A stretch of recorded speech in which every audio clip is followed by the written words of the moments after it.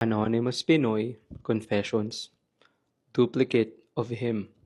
I've always been dreaming of a guy who is a man of God, easygoing, has a good sense of humor, and can match my vibes.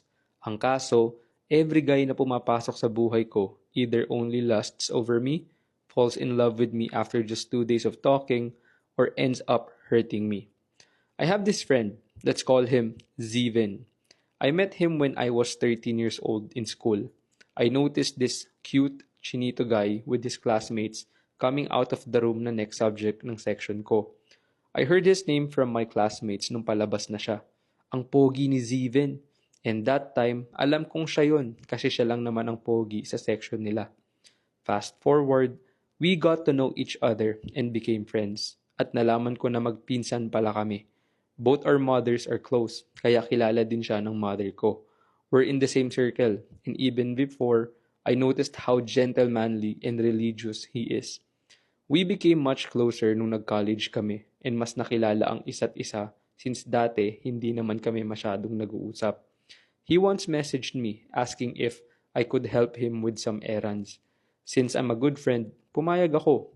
Pero sa totoo lang, nagulat ako kasi hindi naman kami ganun ka-close. After helping him, he said na kumain daw kami. Treat niya raw kasi tinulungan ko siya. During that time, we talked about so many things and mas lalo ko siyang nakilala.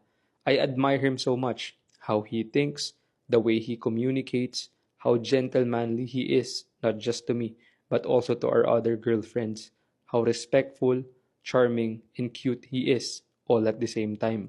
Lahat ng bagay na gusto ko sa isang lalaki, nasa kanya. Wait, just to make this clear ha, I don't have feelings for him because magpinsan kami.